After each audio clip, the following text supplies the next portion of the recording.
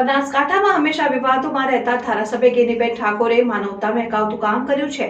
National highway પરથી યુવક પસાર થતી વખતે અકસ્માતગ્રસ્ત યુવકને એમ્બ્યુલન્સની રાહ જોવાને બદલે પોતાની જ ગાડીમાં લઈ જઈ તાત્કાલિક સારવાર કરાવી। વાવના ધારાસભ્ય ગેનીબેન ઠાકોર ડીસા રાધનપુર નેશનલ હાઈવે પરથી પસાર થઈ રહ્યા હતા। તે સમયે બિલડી પાસે એક બસ ચાલકે બાઇક સવાર યુવકને ટક્કર મારતા અકસ્માત સર્જાયો।